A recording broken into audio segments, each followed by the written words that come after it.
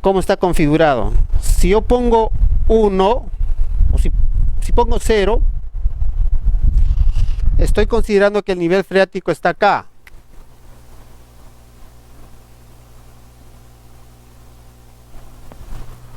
O sea, superficial. Si pongo 1, significa que está acá. Si pongo 1.5, acá. Entonces, si quiero considerar el efecto del agua, voy a colocar ese dB se mide, en otras palabras, del nivel de la superficie para abajo. En este caso, ¿qué pasa cuando no hay agua y no quiero considerar el efecto del agua? Puedo poner si pongo 0 estoy poniendo superficial. Entonces puedo poner un valor de 100. Y ya está. Significa que no hay agua y no va a afectar en las ecuaciones. Y el factor de seguridad es 3. Pero 3 es algo que me dice la norma, como algo podría ser 4. Podría ser 5, 6. ¿Y de qué depende el factor que uno estime? Cada profesional va a valorar de la calidad de sus ensayos. Uno mismo va a decir, bueno, acá mis ensayos no han sido bien hechos, no confío mucho, entonces yo le voy a dar un factor de seguridad mayor, ¿no? Pero ojo que por otro lado también la estructura puede volverse antieconómica. Entonces tienen que valorar eso. De todas maneras, si partimos del criterio de que los ensayos de laboratorio son representativos, los resultados, no tenemos por qué utilizar un factor mayor, porque 3 ya es el 30%. Vean entonces la capacidad de carga, la última sería 2449, que es 24 kilos por centímetro cuadrado, dividido entre 3, ya son 8 kilos por centímetro cuadrado, ¿no? O sea, es un buen material. Ok. En esta primera pestaña Model, vemos que es el original, y en la segunda yo hice una copia, porque al hacer la copia te permite más atributos, ¿ya? Es algo que descubrí así casualmente. Y una vez que ustedes calculan este valor, por ejemplo, es 816 kilopascales, ¿no es cierto? Esta es la verificación por resistencia. Ahora voy a verificar por servicio. Y bueno, este podría ser mi aporte, ¿no? Que es en realidad es simplemente un desarrollo de lo que ya hemos visto en las diapositivas. Entonces yo pongo acá el valor que ya está jalando automáticamente del otro lado, que sería 816, a ver, 816, correcto, ¿no? Coeficiente de Poisson, me voy a la literatura, y podría ser 0.3, y un módulo podría ser de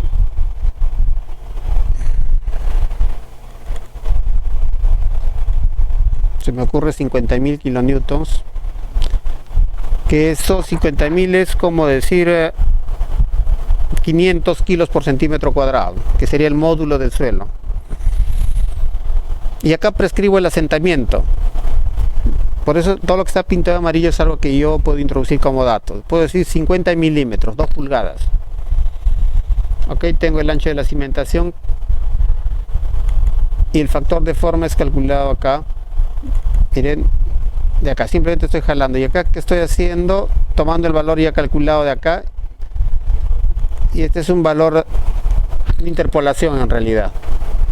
Ya estoy considerando, pero que la cimentación es rígida. Mira, acá podría yo tomar, si mi cimentación es flexible, podría modificar acá y llevar a este lado. ¿Están viendo? No, pero lo he dejado acá rígido. A ver, con esos datos, ¿cuánto es el asentamiento? Acá calculado 32 milímetros. Si mi criterio es menor a 50, ¿está ok o no?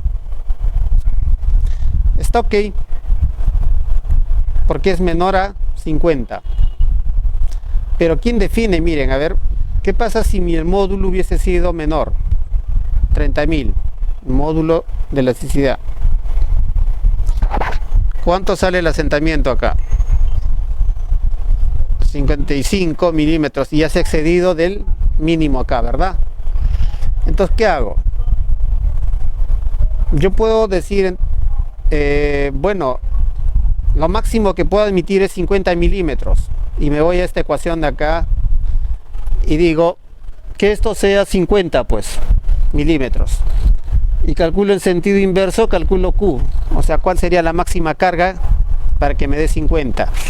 Y eso es lo que se hace acá, ¿no? Adopto Q y obtengo cuál es esa carga. Y esa carga de hecho va a tener que ser menor, ¿no? Al limitar esa carga, ese valor nuevo que estoy obteniendo, ese sería el valor de la capacidad de carga admisible, pero ya verificado por servicio. O sea que al aplicar ese valor no voy a exceder de 50 milímetros. Ese es el criterio de diseño en cimentaciones superficiales. ¿Tienen algún comentario, alguna pregunta hasta ahí? ¿Algo que no quedó claro? Creo que está interfiriendo esta... Ahora sí. Correcto, ese es el asentamiento instantáneo. Si es una... En principio partimos acá de que la cohesión era cero, ¿no? O sea, un material que no tiene cohesión, no es arcilla. Pero ¿qué pasaría si tengo un suelo arcilloso? Puedo calcular igual acá la capacidad de carga, perdón, el asentamiento instantáneo, pero sería el instantáneo. Adicionalmente tendría que ser mi ensayo de consolidación.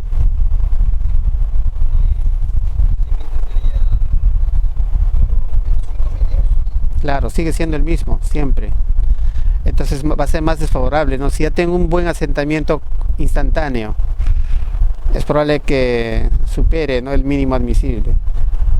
Entonces, ¿qué tengo que proponer en ese caso? Probablemente, lo primero siempre en ingeniería es no irse a las cosas complejas, sino resolver los problemas de la manera más sencilla,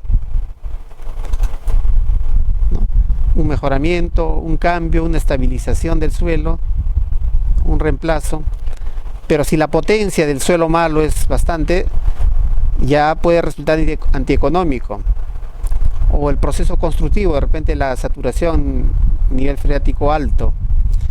Entonces, ya cuando se descartan esas posibilidades, se toma mano de lo que es las cimentaciones profundas. En este caso, estamos hablando de pilotes principalmente, ¿no? Entonces, esa es la secuencia. Queda claro esta planilla, cómo funciona, ¿verdad?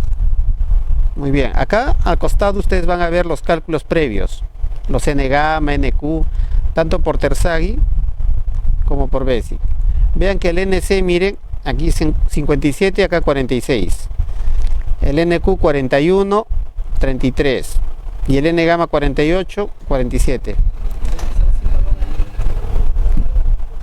Ah. Perdón.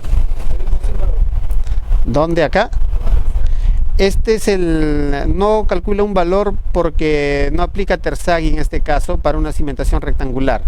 Entonces no calcula cuál sería la carga que se puede aplicar a la cimentación. No sé, ustedes siguen la fórmula acá, el desarrollo en realidad es multiplicar por el área. Está multiplicando por el área, por 2 por 3, y está obteniendo ese valor. ¿Cuál sería la carga máxima admisible? Nada más. Acá no multiplica porque no ha calculado acá, por Terzaghi. Ya. Bueno, es eso. Entonces, esto queda con ustedes.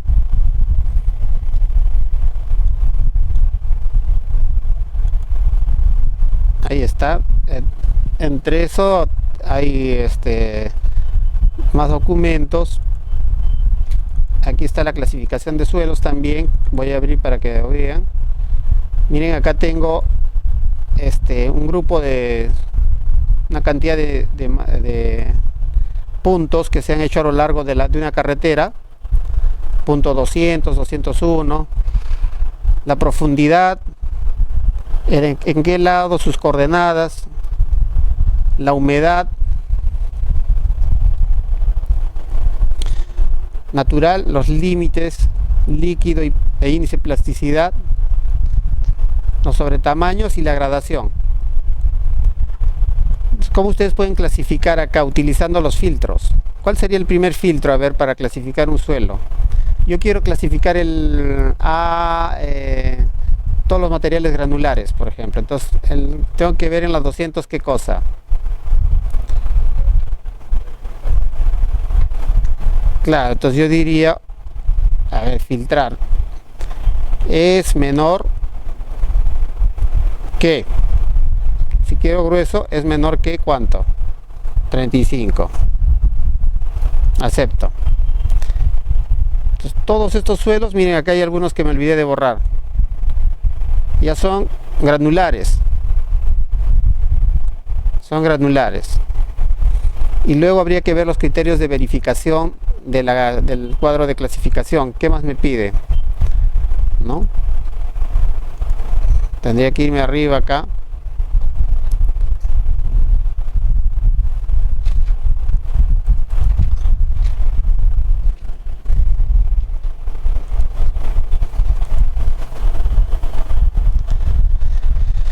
Y ver, por ejemplo, el tamiz número 10, máximo número, dice el tamiz número 10, máximo 50%. Entonces me voy al tamiz número 10 y acá hago mi filtro, menor o igual que 10, ¿no es cierto? Aceptar. Ningún suelo, o sea, ninguno es un A1A.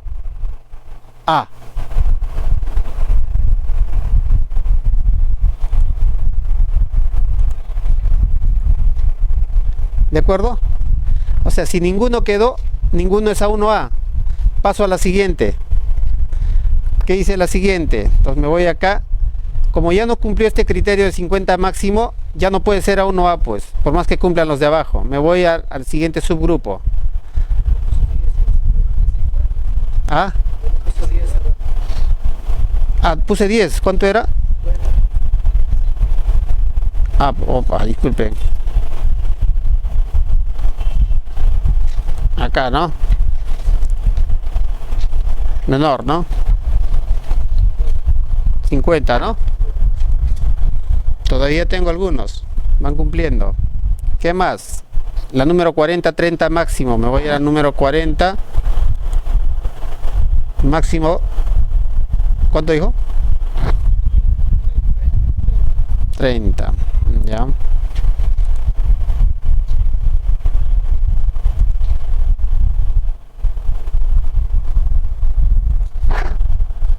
Me queda uno. ¿Qué más? La número 200 máximo 15. La número 215.7 no cumple. Entonces no es A1A. No hay ningún suelo en este grupo que sea 1A. Terminé. Miren, empezando a izquierda a derecha, voy a barrer toditos los suelos. Y si lo configuro de esta forma, rápidamente voy a clasificar en el ASTO todos los suelos. Que tengo que poner en ese orden nada más los resultados. ¿Está bien? Entonces eso es lo que también quería compartir con ustedes.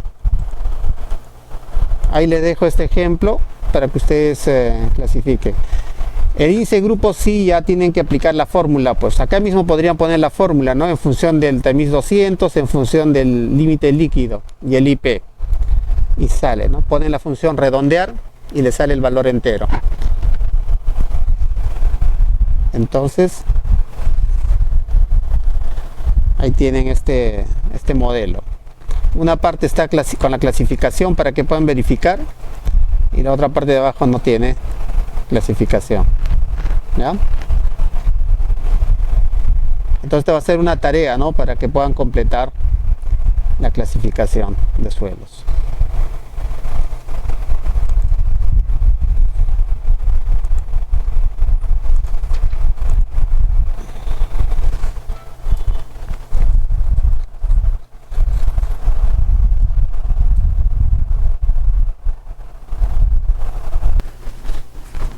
En principio, ¿cuándo yo voy a utilizar una cimentación profunda?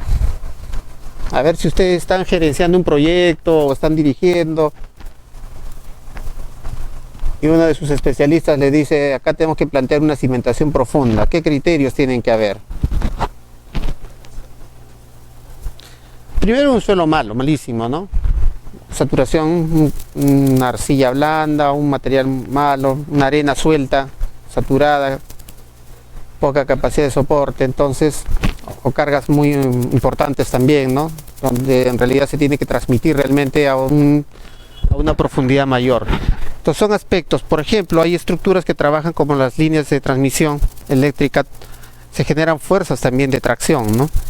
Entonces un pilote también podría de alguna forma ayudar a resistir fuerzas de tracción. Una cimentación superficial no es suficiente.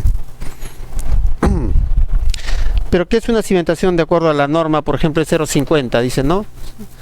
Se dice profunda cuando la relación entre la profundidad desplante y el diámetro del pilote es mayor a 5.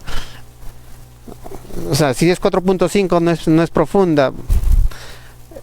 Es una pauta en realidad, para que uno tenga una idea de a partir de qué relación más o menos ya se considera una cimentación profunda. ¿Qué tipo de cimentaciones profundas tenemos? Los pilotes. Y entre los pilotes existe una variedad, ¿no?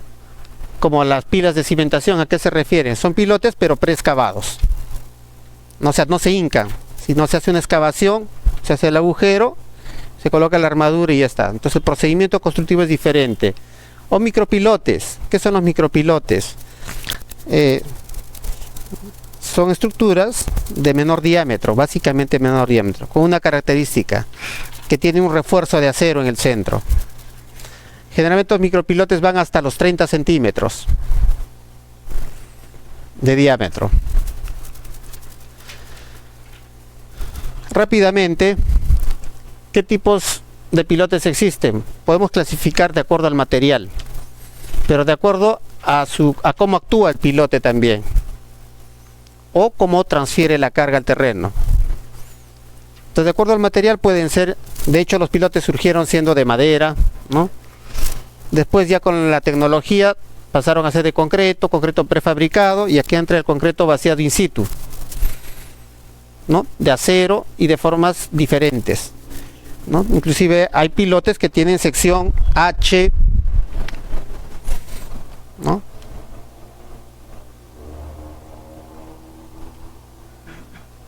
Sección I. Alguien podría decir es una H invertida, no, pero el alma es más grande, ¿no?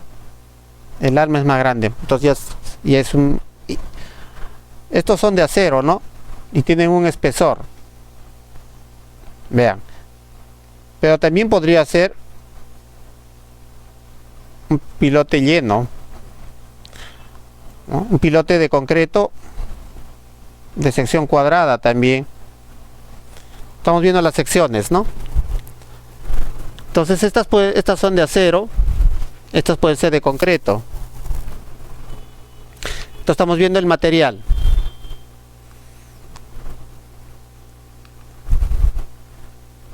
Miren, hemos dicho que puede clasificar por el material. Ahora por el desplazamiento de suelo. ¿Qué significa desplazamiento de suelo? Vamos. Por desplazamiento se refiere de alto desplazamiento. Acá pueden poner en el papel de alto desplazamiento. De alto desplazamiento. Acá, de alto desplazamiento. Y abajo de desplazamiento limitado. O sea, los pilotes clasifican en dos tipos, de alto desplazamiento y de desplazamiento limitado. ¿Qué significa de alto desplazamiento? Aquel pilote que cuando se introduce en el terreno desplaza y comprime el suelo lateralmente. Aumenta la capacidad de carga, ¿no? Y el desplazamiento limitado es aquel que no deforma. Entonces, entre estos pilotes, ¿cuáles serían acá los desplazamientos limitados? El H, el I, el O, ¿verdad? ¿Y estos de acá qué serían? Claro, porque es una masa íntegra que está ocupando un espacio, ¿no? Entonces lo que hace es pues densificar lateralmente. Entonces hay un mayor desplazamiento del terreno. Cuando yo quiero utilizar entonces un pilote de alto desplazamiento, cuando quiero densificar el terreno. ¿Y cuando utilizaré un pilote de desplazamiento limitado?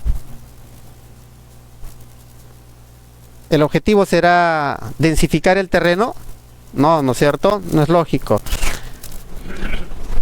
El objetivo en este caso probablemente sea lograr un mayor área de contacto, una superficie de contacto con el terreno.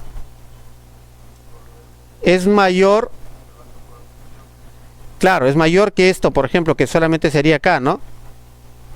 Y acá. Entonces acá tengo mayor área de contacto y por tanto mayor área, mayor superficie que va a ofrecer resistencia.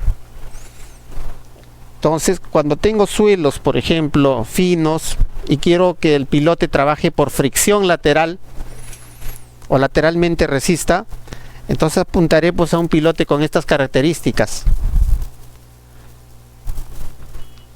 Tal vez sea más conveniente que esto. Entonces vean esos aspectos, esos criterios van a conllevar a definir una sección adecuada de pilote.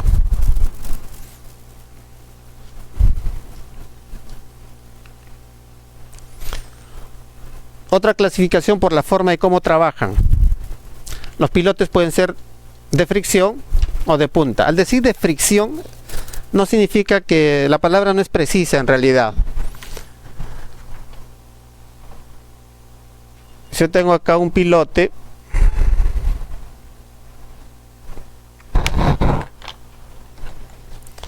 podemos decir que este pilote puede trabajar ofreciendo una resistencia por punta, como también ofreciendo una resistencia por fricción, ¿no? Entonces la carga que aplique acá, la carga total, ¿cómo tiene que ser con relación a esto? Tiene que ser menor o igual, ¿no es cierto? Siempre y cuando estas sean las cargas admisibles ya. Cuando pongo Q mayúscula me estoy refiriendo porque en pilotes generalmente se habla ya la resistencia por punta o lateral, se habla en términos de kilogramos, o puede ser en otro sistema en kilonewtons, ¿no? Igual la resistencia por fricción lateral en kilogramos o en kilonewtons, o sea, son unidades de fuerza. A diferencia de las cimentaciones superficiales en las cuales se habla en términos de esfuerzo, acá hablamos en cimentaciones en términos de fuerza. Entonces un pilote puede trabajar solamente por fricción o puede trabajar solamente por punta.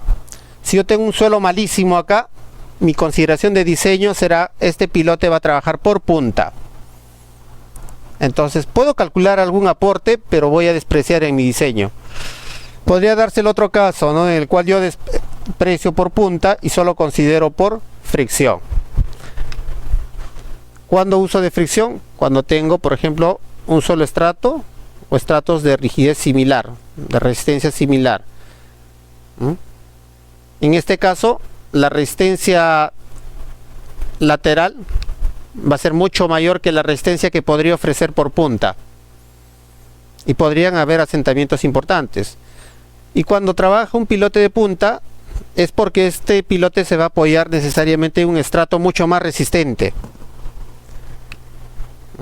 ¿Cómo puedo saber eso? Durante el hincado, por ejemplo, si tengo rechazo, es como cuando ustedes clavan en la pared un clavo y llega un momento en el que ya por más que uno golpee un poco más fuerte ya no entra, ¿no? En ese momento hay un rechazo. ¿Qué significa? Que al fondo hay un estrato resistente. Es lo mismo. Si invierten, está con un terreno bastante resistente. ¿Qué pasa si ustedes aplican, en vez de ese martillito, agarran un combo y quieren aplicar más energía, ¿no? Y para tratar de introducir, ¿qué va a pasar? El clavo, ¿qué sucede con el clavo normalmente? Alguna vez nos ha pasado a todos, se dobla, ¿no? Y si eso lo llevamos a los pilotes, lo fisuro o lo deformo, estaría afectando contra la integridad del pilote. Hay que tener cuidado con la energía que se aplica, ¿no? Sobre todo si hay rechazo. Entonces son dos cosas. Si yo tengo un suelo que trabaja por fricción lateral, generalmente es porque por punta su aporte es mínimo. Pero si considero de punta es porque estoy cimentando en un estrato firme. Hay algunos casos en los cuales yo puedo considerar pues por punta y por fricción el aporte de ambos. Entonces, situaciones donde se requieren pilotes, lo que hablaba en principio, ¿no? Cuando tengo suelos malos, acá, tengo una potencia grande y yo necesito transmitir la carga, en realidad a través de este elemento, en un estrato competente. Puede ser una roca, un suelo granular compacto. En este otro caso, miren, es tan profundo, tan potente el estrato que no tengo dónde apoyar. Entonces este pilote va a trabajar por fricción netamente, vean acá. Y el aporte por punta va a ser pues mínimo. Si en la cimentación va a estar sujeto a cargas horizontales, una cimentación superficial no te soporta pues cargas laterales. Entonces necesitas una cimentación profunda para que pueda absorber esas cargas. En situaciones acá, por ejemplo, cuando tú tienes una torre o existe una fuerza de tracción, entonces una cimentación superficial no va a ser suficiente, probablemente. Entonces necesitas un pilote y en este caso la fricción o la resistencia lateral se va a invertir, ¿no?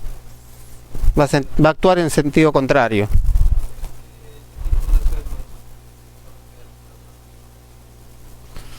Generalmente en suelos arcillosos, ¿no? En suelos arcillosos, pero yo tengo que definir la longitud, ¿no? La longitud tiene que estar de acuerdo con la máxima fricción que tiene que desarrollar para que pueda soportar la carga máxima. Básicamente, porque si tengo, a ver, en principio, ¿qué pasaría si tengo un suelo competente acá? ¿Necesito pilotes? No, necesariamente este suelo de acá tiene que ser un suelo que no tiene muy buenas características, pero en profundidad de repente las características de esa arcilla mejoren. Entonces en ese caso va a haber un aporte por fricción. De hecho hay algunas consideraciones, por ejemplo, en las cuales no se tiene que considerar el aporte. Suelos licuables. Por ejemplo, yo tengo un suelo, un estrato licuable. ¿Cuál es la fórmula para que sea licuable? Arena suelta, un ejemplo, arena suelta, la más típica. Agua, tiene que estar saturada. ¿Basta con eso?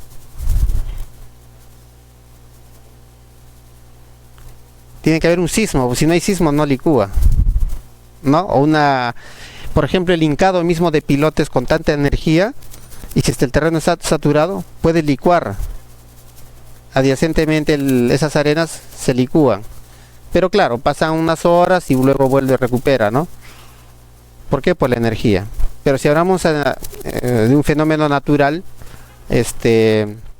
para que licúe tiene que haber pues una fuerza externa que haga que las presiones de poro, o sea, las presiones del agua se incrementen, suban tanto que las presiones efectivas del suelo desaparezcan.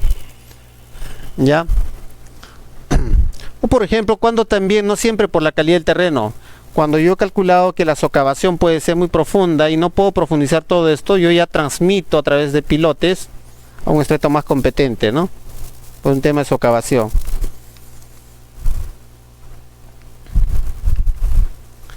Acá una esquematización de los pilotes, por ejemplo. Si yo tengo un pilote que va a trabajar por punta, el aporte va a ser principalmente por punta. Vean acá, la capacidad de carga última va a estar dado por el aporte por punta. En este caso, si tengo un estrato de suelo más rígido, acá tengo roca, ¿no? Igual, el aporte de la capacidad de carga última va a estar dado también por la resistencia por punta. Mientras que si yo no tengo un estrato rígido sobre el cual voy a apoyar el pilote, básicamente este pilote está trabajando por fricción lateral. Entonces el mayor aporte se va a dar por fricción lateral. Y por punta va a ser mínimo. Entonces yo podría decir la capacidad de carga última es igual a la capacidad de carga por fricción lateral. Depende mucho del terreno. Pero ahí vamos al punto también. ¿Cómo yo sé cuál es la profundidad que se necesita? Lo que hablábamos al principio. Se necesitan realizar perforaciones, ¿no? Para definir a qué profundidad yo voy a encontrar un material competente. porque esto es teórico, ¿no? Lo que estamos hablando es conceptual, pero ¿cómo voy a definir esa longitud o hasta qué longitud es posible hacer un pilote? Tampoco puedo hacer un pilote muy profundo, ¿no? ¿Qué tal está a 60 metros? ¿No? Entonces, y quiero plantear un pilote que trabaje por punta. Podría ser, ¿no es cierto? Entonces, ahora en los puertos generalmente hacen pilotes de 40, 50, 60 también. Vean acá, continuamos con los esquemas. Un pilote que trabaja por fricción lateral desarrolla más resistencia y poco por punta. Pero si tengo un estrato rígido y acá uno blando, principalmente trabajará por punta. Siempre va a haber un aporte por fricción lateral, ¿no es verdad? Cuando introducimos un elemento en el terreno, siempre hay un aporte, ¿no? Por ejemplo, si hincamos